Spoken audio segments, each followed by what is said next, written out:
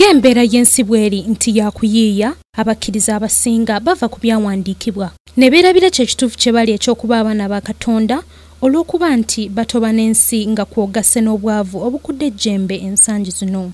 Omulabizi David Livingstone Kiganda owa Christianity Focus Center annyonnyodde nti kino kiva ku babuulizi b'enjiri abasoma ebyawandiikibwa ne babivuunula bulala era ne babuzaabuza abagoberezi okukkakkana nga babuze nga neera kisaanidde okubeegendereza. Weegenderezanga nnyo ani akubuulira enjiri.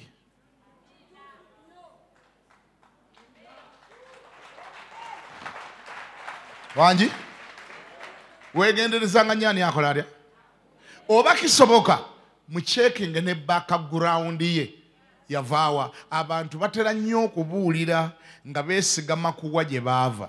Wano wasinzidde n'ategeeza nti omuntu yenna akkiriza Kristo mu bulamu bwe okusinziira ku byawandiikibwa mu kitabo ekitukuvu ekya Bayibuli abeera mwana wa Katonda nga n'olwekyo tateekeddwa kwenyooma olw'ebizibu byonna by'ayitamu.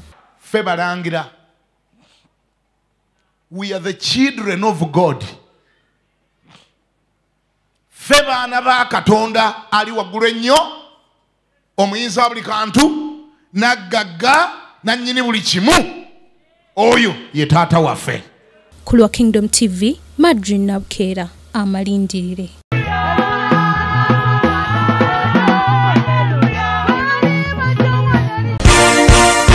This is Kingdom TV.